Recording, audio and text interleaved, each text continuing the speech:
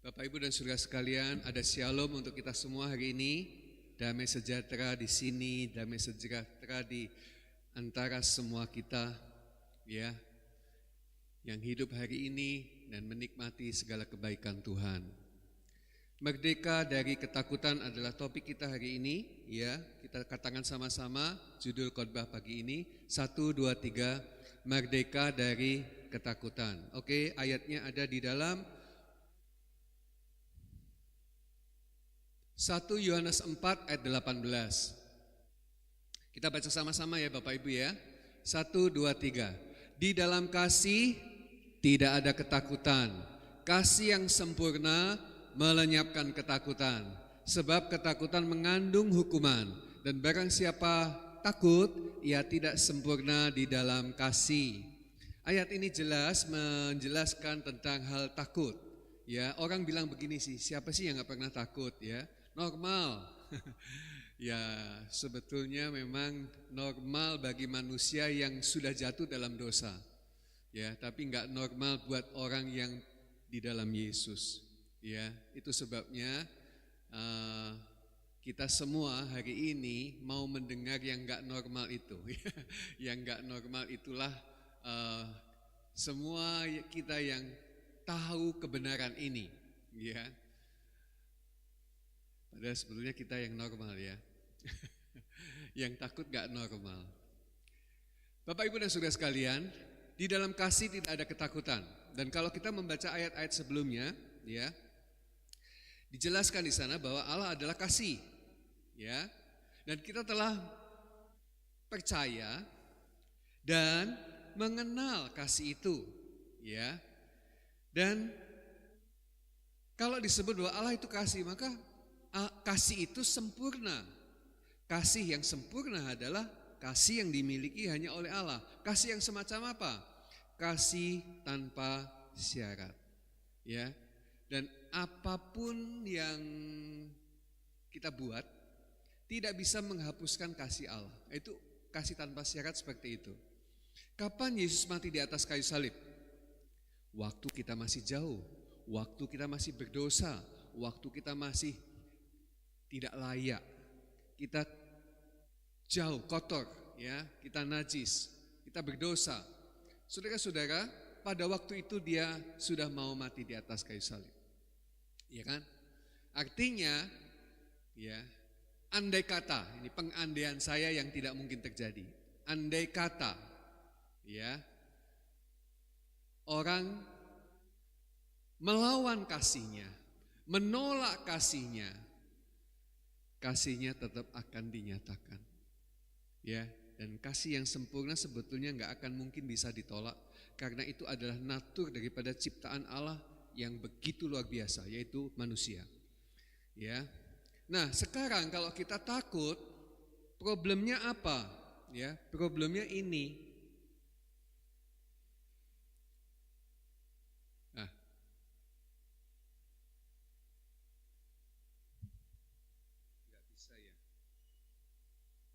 Pointernya nggak bisa, mungkin baterainya sudah lemah.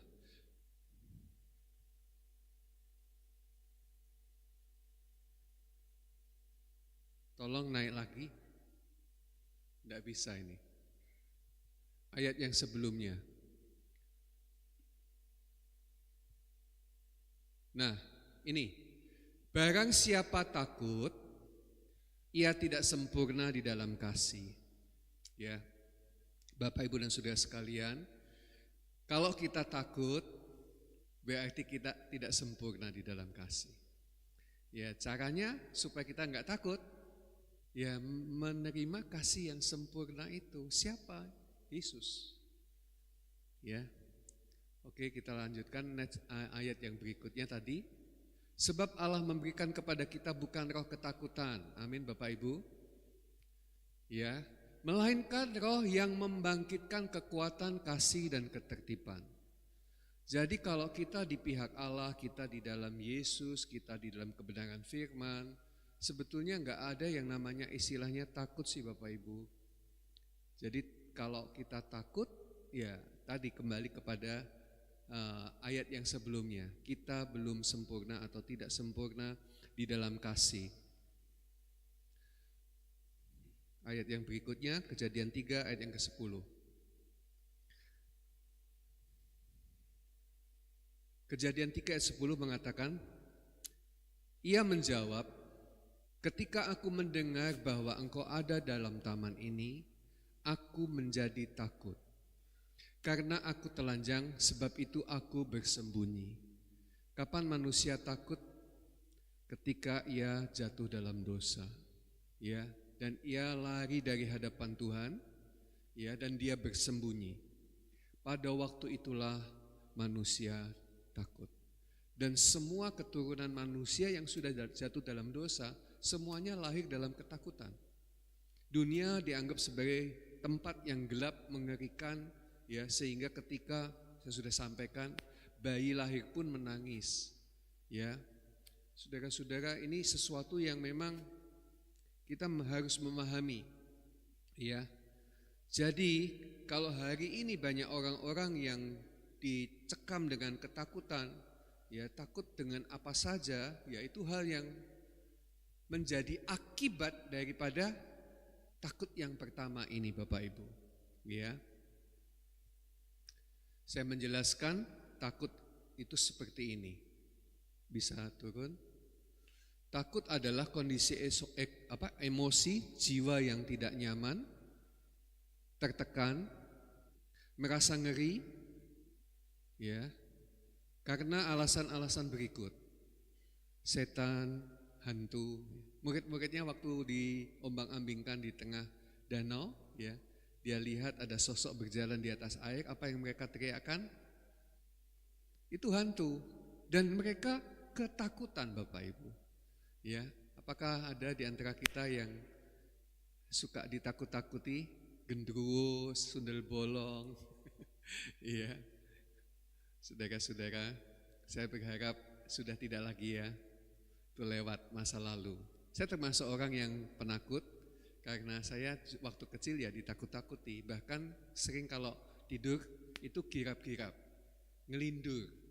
Dan mimpinya buruk terus. Kenapa? Karena memorinya, bayangannya, imajinasinya terus kebawa kepada hal-hal yang seperti ini, ya. Setan, ya, penampakannya seperti apa, nah, itu menjadikan momok gitu, ya. Takut pada gelap, saudara. Jadi kalau lampu mati, ada orang-orang yang bingung sekali, ya, bagaimana ini, ya. Lalu cepat-cepat cari lampu, ya. Ancaman apa, Bapak Ibu? Ancaman apa saja dari pihak lain, dari pihak orang yang tidak menyukai kita, ya. Bahaya apa, Bapak Ibu? Termasuk situasi hari ini Indonesia, ya, kerusuhan ada di beberapa kota. Mereka marah sama pemerintah, sama DPR, sama yang dibakar kantor polisi, ya, terjadi bentrok. Dan beberapa nasihat di medsos kita membanjiri layar HP kita, jangan kemana-mana dulu, begitu, ya. Alasannya apa? Hati-hatilah, ya. Tapi apakah sebagian mereka takut? Ya, karena ada bahaya. Sebelum bahaya ini ada bahaya ekonomi, bahaya PHK yang luar biasa, sehingga lapangan pekerjaan enggak ada, tapi yang pengangguran tinggi, dan itu bahaya, Bapak Ibu.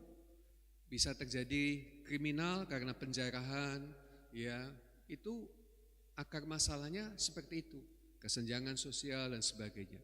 Trauma, ya, ada beberapa orang yang karena trauma dia mengalami ketakutan, ya. Traumanya macam-macam, ya, bisa jatuh, bisa mengalami sesuatu yang tidak menyenangkan, ya. Biasanya hal-hal yang buruk dalam hidup bisa menimbulkan trauma, ya. Jadi kalau menghadapi orang atau menghadapi situasi yang mirip seperti yang pernah terjadi dan menjadikan dia ketakutan, itu muncul lagi dan berulang lagi. Fobia itu ketakutan terhadap situasi atau hal-hal tertentu, ya. Takut sama kecoa, ya.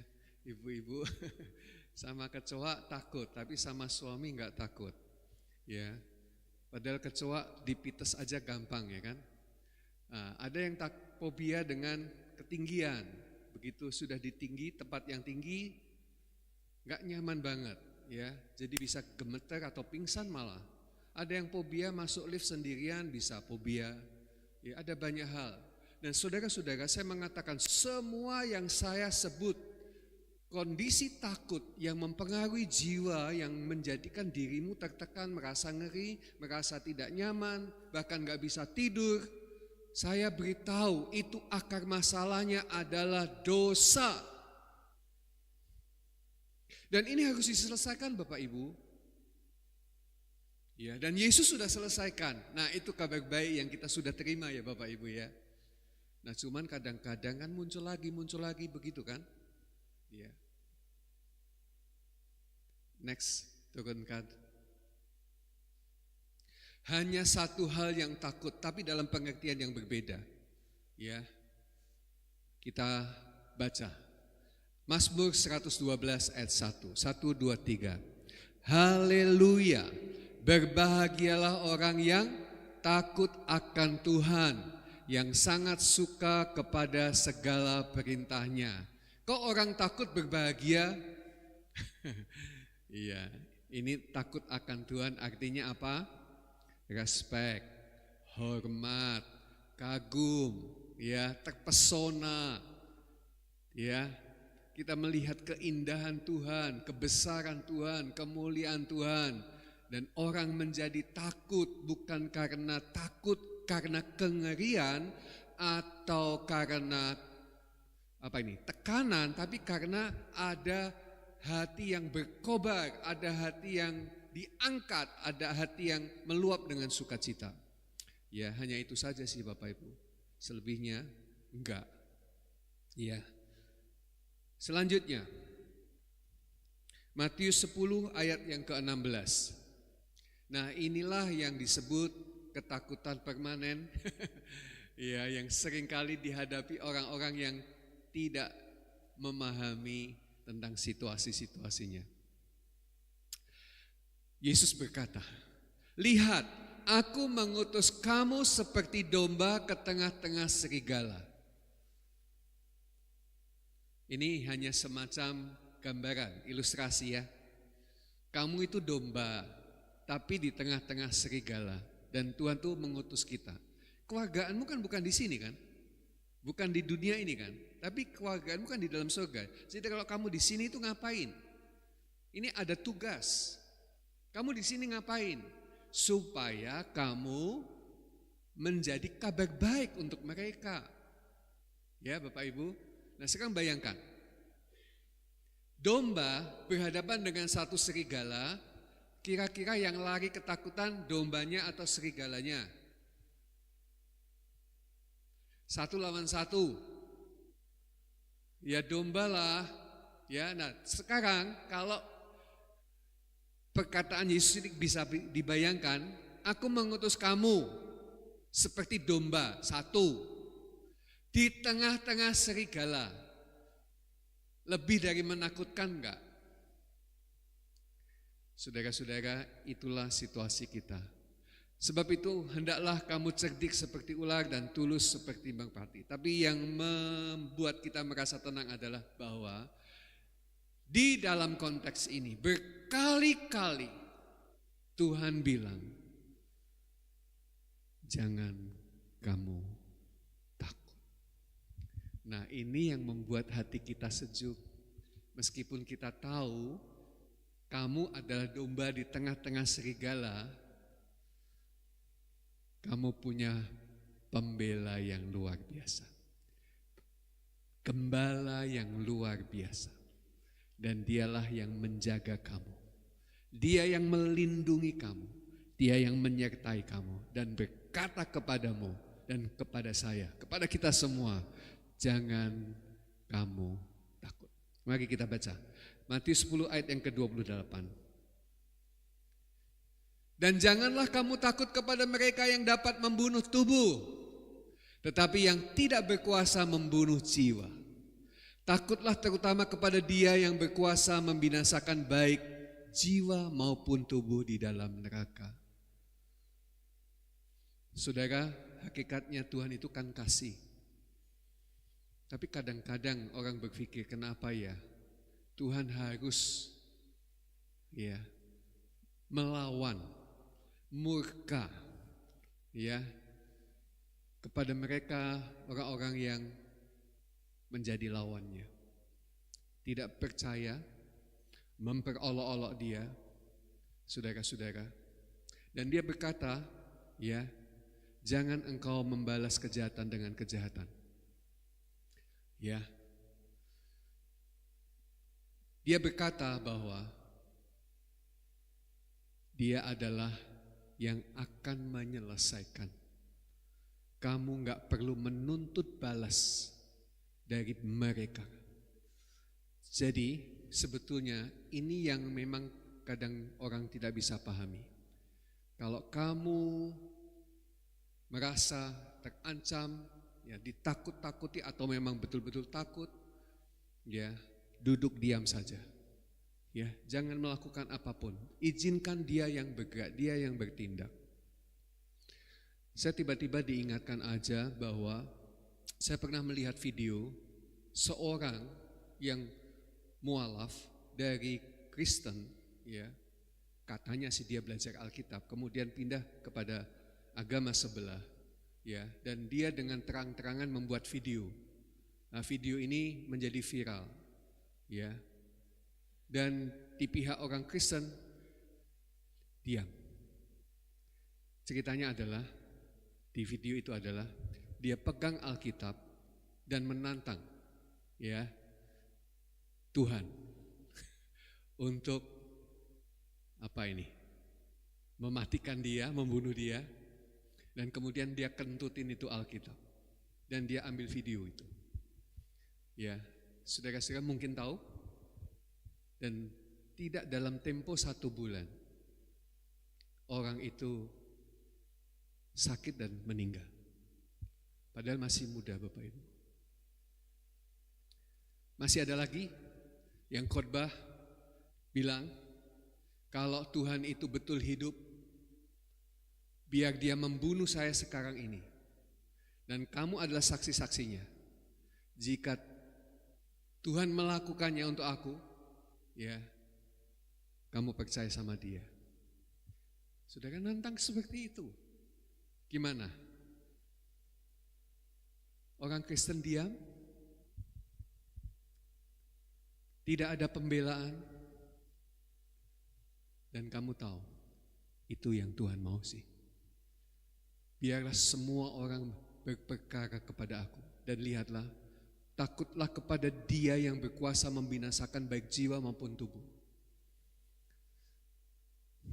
Saya melihat begitu banyak martir, orang-orang yang mati bagi Injil, mati bagi Tuhan. Matinya bukan dalam ketakutan, tapi dalam sukacita, dalam pengharapan.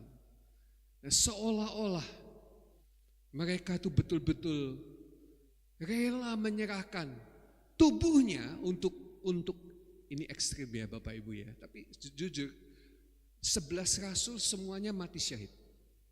Bisa dibayangkan? Kalau hari ini kamu baik-baik saja, itu karena kasih karunia Tuhan. Tapi andai kata ada orang-orang yang seberani rasul-rasul, termasuk Paulus, mungkin dia akan menghadapi hal yang sama di negeri ini. Dan nyatanya memang begitu kan? Masuk penjara, dianiaya, penistaan dan sebagainya. Saudara-saudara, dan tanyakanlah kepada mereka, apakah mereka takut? Tidak. Dan keberanian seperti itulah yang Tuhan janjikan menyertai kita sampai selama-lamanya. Lanjut. Ayat yang ke-29. Bukankah burung pipit dijual 2 ekor seduit, namun seekor pun daripadanya tidak akan jatuh ke bumi di luar kehendak Bapamu. Ayat 30. Dan kamu, rambut di kepala pun terhitung semuanya. Saya berkata kepada Bapak Ibu, apa ada banyak hal di dalam hidupmu yang kamu tidak mengerti, tapi Bapakmu mengerti. Kamu tidak memahami, tapi Bapakmu yang di surga memahami. Siapa di antara kita yang bisa menghitung rambutnya? Tidak ada. Tapi di hadapan Tuhan, Bapa menghitung rambut kita. Dia tahu. Ayat 31 Bapak Ibu. Mari kita baca sama-sama. 1, 2, 3. Sebab itu janganlah kamu takut, karena kamu lebih berharga daripada banyak burung pipit. Bukan hanya burung pipit satu. Semua burung pipit, banyak burung pipit. Kamu jauh lebih berharga. Beritahu sebelahmu, kamu jauh lebih berharga. Amin. Bapa sayang sama anak-anaknya. Bapa tidak pernah membiarkan kamu ada di dalam ketakutan. Dan Dia berkata, jangan kamu takut. Saudara-saudara, kata takut bisa turun lagi slide-nya. Kata takut tidak berdiri sendirian. Dia punya grup, dia punya gerombolan, dia punya teman-teman. Apa kata-kata yang relasinya dengan kata takut? Khawatir. Khawatir itu adalah takut tahap awal. Cemas itu naik level. Sudah mengganggu situasi hati kita, ya, ketenangan, ya, damai sejahtera kita. Cemas, gak bisa tidur. Ya, ini temennya takut. Gentar, bimbang, ragu-ragu. Ada anak-anak muda di sini yang takut menikah. Ya, Tuhan bilang jangan takut. Ada yang takut punya anak. Loh, ada loh Bapak Ibu. Jangan kamu takut. Ragu-ragu nanti bagaimana biayai anak. Sekolah anak, sekolah sekarang mahal. Pendidikan mahal. Takut. Bapak Ibu Saudara, ya jangan takut ya. Kecewa? Ya, bagian daripada rasa takut. Tawar hati? Iya. Kamu tahu 12 pengintai, 10-nya tawar hati. Dan itu sebabnya mereka membuat bangsa Israel semuanya tawar hati. Mereka menceritakan kabar bohong. Ya, Kanaan adalah orang-orang yang pemakan manusia. Orangnya raksasa-raksasa bengis. Tapi 2 orang tidak terintimidasi karena tidak ada rasa takut. Kamu tahu Tuhan menyertai Joshua dan Kaleb. Saudara-saudara, dan dia berkata, Tuhan berkenan untuk membawa kita masuk. Sebab Tuhan sudah menjanjikan. Dan kita pasti akan mengalahkan mereka. Bagaimana mereka bisa mengatakan seperti itu? Seperti seolah-olah tidak ada rasa takut. Karena mereka percaya kepada janji Tuhan dan penyertaan Tuhan. Saudara, gelisah itu juga temannya takut. Goyah, satu grup Bapak Ibu. Saya berdoa, teman-teman semua, Bapak Ibu semua, kata-kata ini semua tidak ada di antara kamu sekalian. Ya Bapak Ibu, sebab Yesus berkata, anakku, jangan kamu takut. Saya baru saja mengecek minggu yang lalu di Meta AI atau apa itu? Pokoknya kalau kita nggak tahu tanya sama dia gitu loh. Gemini, ya, GPT, ya. Saya tanya aku gini, Di dalam Alkitab ada berapa kali kata jangan takut. Jangan takut saja ya. Saya tidak mempermasalahkan soal ketakutan, kecemasan atau kata-kata turunannya. Hanya saya katakan jangan takut saja. Langsung keluar jumlah ini Bapak Ibu. Kata jangan takut di dalam Alkitab Kejadian sampai Wahyu diulang 365 kali. Menarik sekali. Ya, setahun kita punya hari berapa? 365. Bisa membayangkan ketika kamu bangun tidur dan kamu ingat kalimat ini satu hari satu kali saja. Jangan takut. Pas itu 365 kali. Setiap hari satu kali dalam satu tahun. Dan itu kalau kamu mengingatnya terus menerus, kamu akan melewati harimu tanpa rasa takut. Sebab engkau percaya kepada siapa yang menyertai kamu, siapa yang di pihak kamu, siapa yang membela kamu, siapa yang memelihara kamu, siapa yang menopang hidupmu, siapa yang menjamin masa depanmu. Bapak, Ibu, dan saudara sekalian, engkau banyak kekhawatiran, ketakutan, kecemasan, dan banyak hal yang menjadikan kita seringkali tidak tenang karena mikirnya aneh-aneh. Stop semua. Balik kepada firman. Saya bilang orang takut itu buat manusia bilang, yes, manusiawilah. Semua orang juga ngalami, gak punya duit, takut, cemas, khawatir, ya manusiawilah. Gak bisa bayar kontrakan rumah, ya manusiawilah kalau kita takut. Ketemu binatang buas, ya manusiawilah kita takut. Ya enggak Bapak Ibu? Saya lagi membayangkan waktu Taman Eden itu kayak apa sih? Hidupnya pasti rukun. Adam dan Hawa berkuasa atas semua makhluk. Binatang-binatang tunduk kepada dia. Macan, ya loh, beruang, itu main-main sama-sama. Ya, singa tuh makanannya rumput Bapak Ibu, bukan daging. Ya, karena jatuh dalam dosa, jadi makan daging. Aduh, saudara-saudara, ngeri. Dosa tuh mengerjakan banyak hal yang menakutkan. Jadi bagaimana kalau kamu tiba-tiba saja terjatuh di dalam kandang singa? Kamu takut? Normal kata orang. Ya masa gak takut sih Pak? Tapi ingat, ada Daniel bukan terjatuh dalam kandang singa, tapi dia dimasukkan ke dalam kandang singa. Dan kamu tahu dia takut gak? Mungkin dalam hatinya dia takut.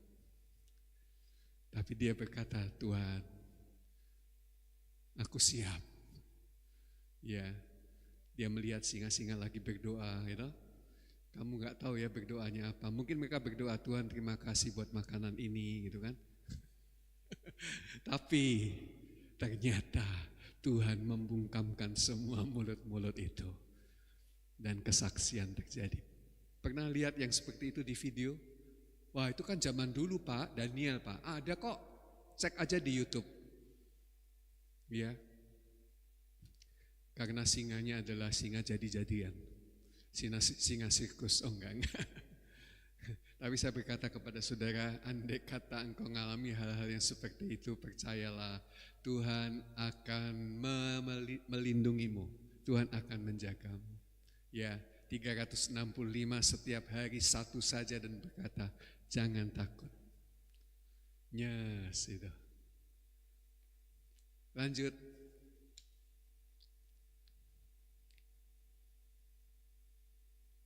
Lukas 22 ayat 4. Ini cerita di Taman Getsemani. Saudara-saudara, pernahkah engkau melihat Yesus takut? Sepanjang usianya dari bayi sampai Getsemani, dia adalah manusia tanpa rasa takut. Karena dia sakti banget Bapak Ibu. Ketika orang-orang imam besar berkata, bunuh dia, gitu kan. Dikejar hilang Bapak Ibu. Betul-betul menghilang.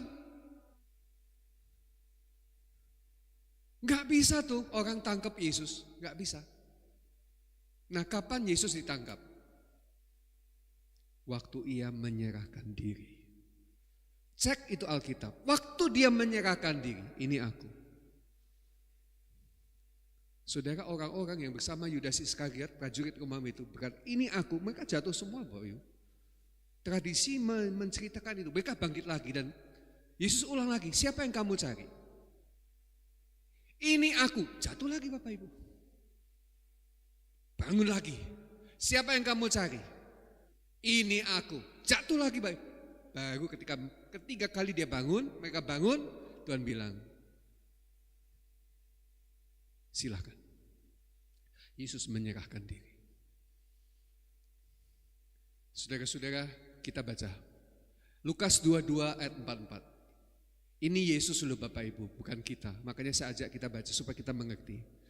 1, 2, 3. Ia sangat ketakutan dan makin sungguh-sungguh berdoa. Peluhnya menjadi titik-titik darah yang bertetesan ke tanah. Saudara pernah baca ayat ini kan? Apa yang dokter katakan tentang keringat darah? Keringat darah adalah stres tingkat tinggi. Sampai pembuluh darahnya pecah. Dan ketika pembuluh darahnya pecah, keluarnya darah bukan air. Saudara, Yesus mengalami yang seperti itu, yang tidak pernah dialami seorang pun.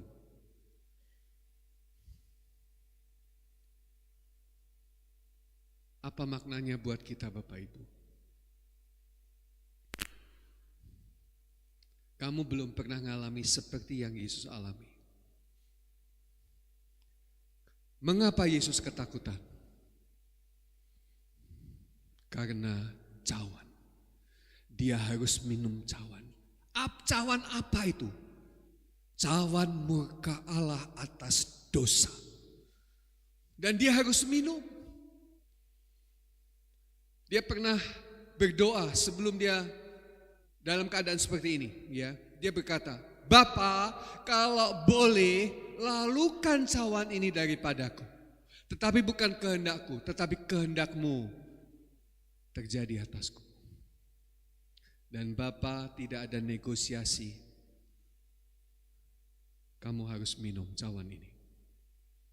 Dan dia naik ke atas kayu salib. Dan di atas kayu salib itu, dia berteriak sendirian dalam gelap, dalam murka Tuhan. Seperti yang lalu-lalu dia berpikir bahwa Bapa pasti akan membela dia, menyertai dia, menguatkan dan menolong dia. Tetapi waktu itu tidak ada pertolongan. Sementara orang dari bawah mencibir begini, kalau dia anak Allah, harusnya dia bisa turun dari salib itu. Saudara, diejek seperti itu. Seperti yang lalu-lalu dia bisa menghilang. Tapi kali ini dia bertahan. Dia tidak melarikan diri. Walaupun sempat keringat darah. Ketakutan yang amat sangat. Tapi dia tetap bertahan di sana. Saudaraku, saya memberitahu untuk apa dia bertahan di atas kayu salib. Karena untuk engkau dan saya. Dia menanggung semua takutmu. Dan ketika dia melewati itu semua, bahkan maut sekalipun sudah dikalahkannya, dia bangkit, dia memberikan hidup yang baru kepadamu. Dia berkata, jangan kamu takut. Yang ada di dalam kamu, Bapak, Ibu, dan saudara sekalian, yang ada di dalam kamu jauh lebih besar dari apapun yang ada di dunia. Dan bilang sama-sama amin.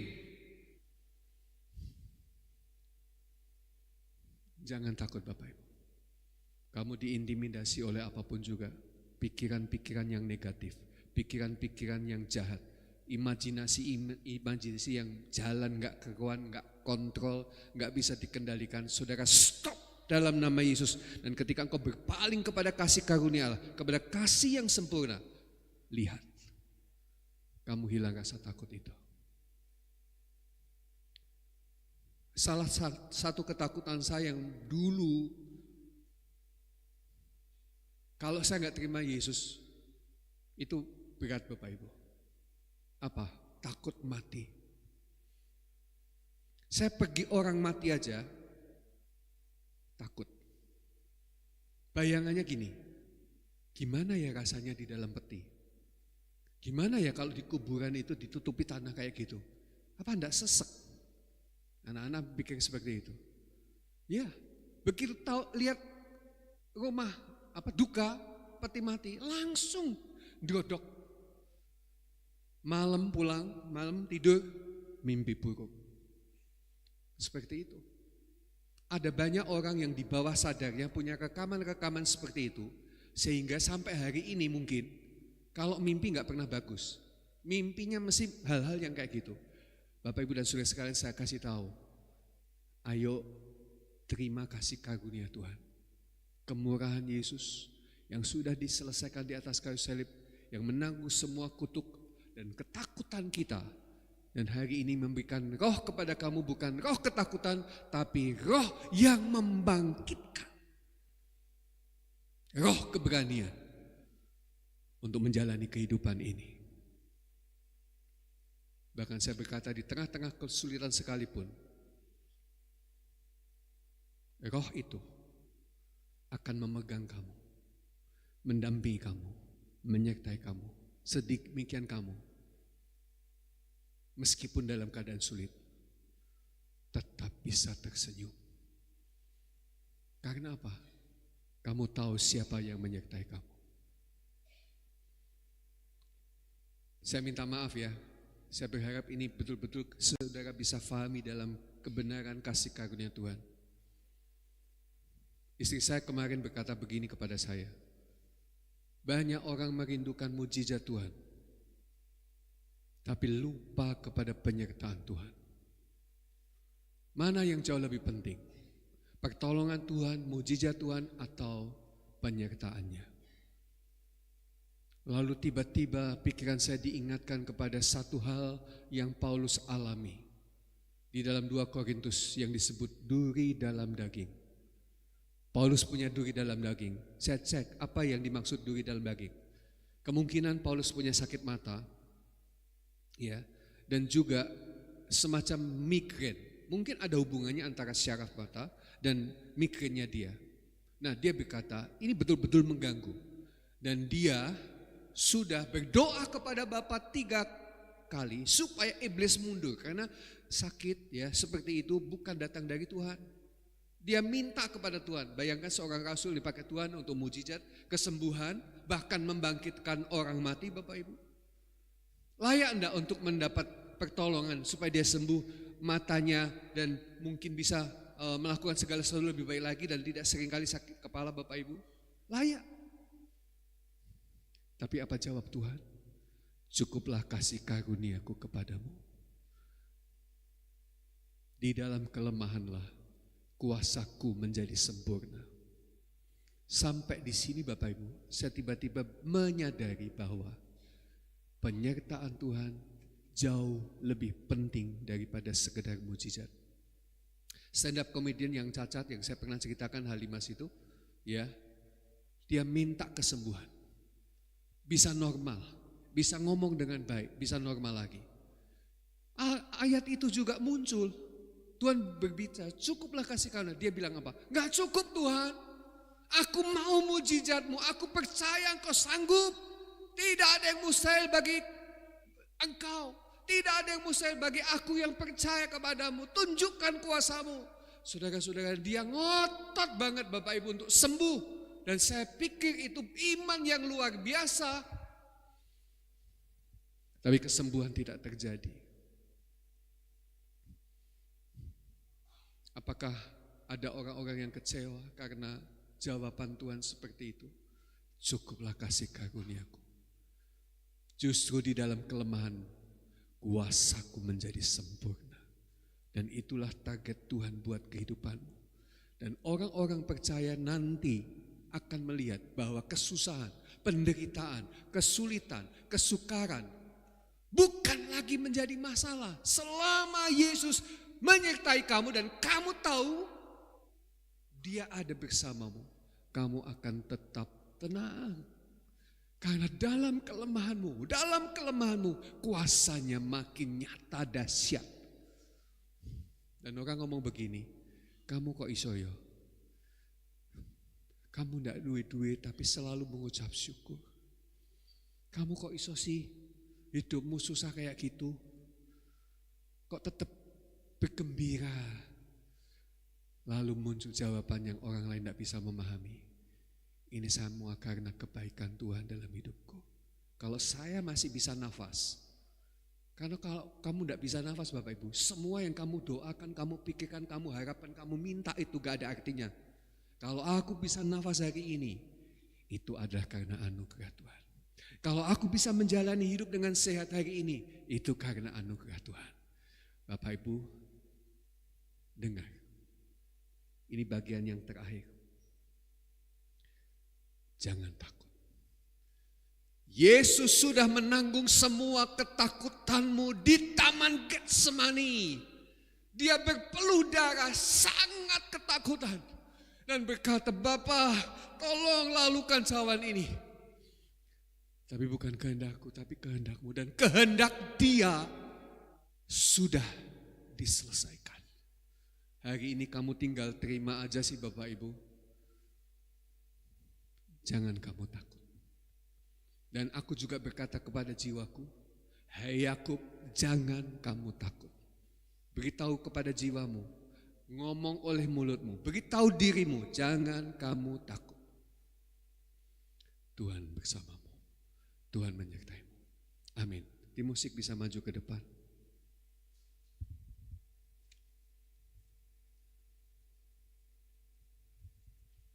Mari kita bangkit berdiri bersama-sama.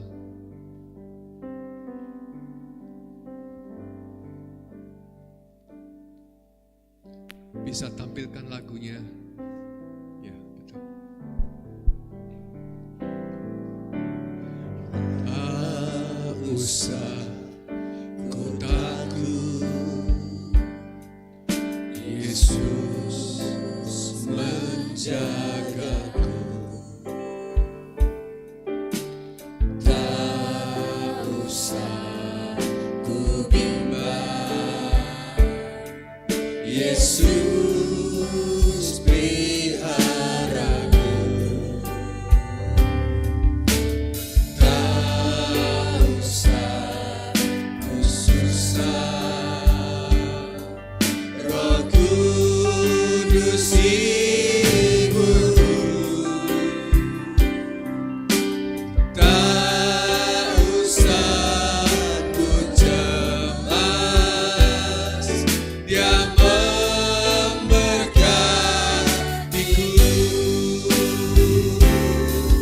El Shaddai,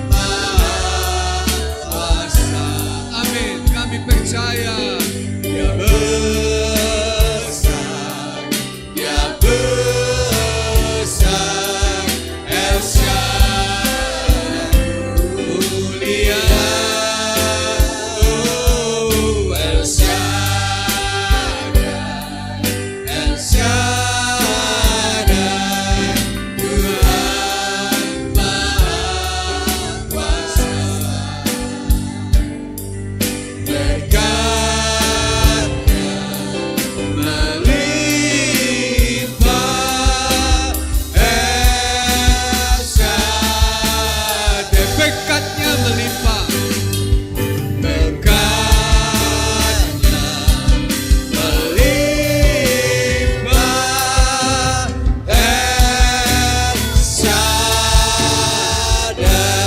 Katakan bersama-sama El Shaddai, El Shaddai. Beri kemuliaan bagi Dia.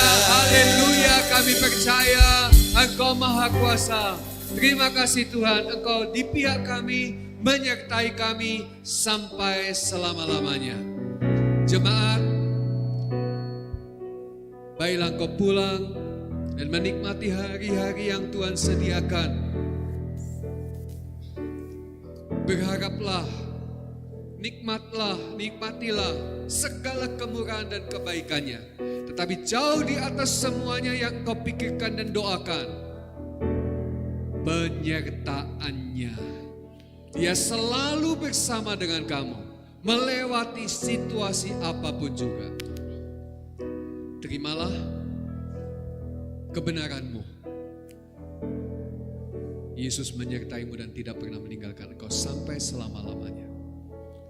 Tetap kuat, lihatlah kepada Dia, sumber segala kekuatanmu. Sekarang pandanglah kepada Dia dan angkatlah tanganmu. Kasih karunia dan anugerah dari Bapa terus-menerus ditegakkan dalam hidupmu.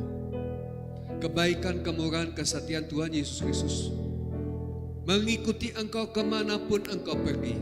Kuasa urapan Roh Kudus mengalir melimpah. Engkau naik tidak pernah turun. Engkau diberkati dan terus-menerus diberkati. Dan oleh hidupmu semua orang di sekelilingmu mengalami kebaikan dan berkat-berkat Tuhan. Semua kita yang menerimanya berkata bersama, amin. Aku mau selalu bersyukur kepadamu Tuhan, anugerah-Mu mempesonaku. Selalu dan selalu Kau angkat hatiku, Kau membuatku berharga di matamu. Katakan selalu dan selalu. Selalu dan selalu Kau angkat hatiku, Kau membuatku berharga di matamu. Katakan selalu dan selalu. Selalu dan selalu Kau angkat hatiku, Kau membuatku berharga di matamu. Silakan duduk Bapak Ibu untuk menikmati saat teduh. Selamat berhari Minggu, Tuhan Yesus memberkati.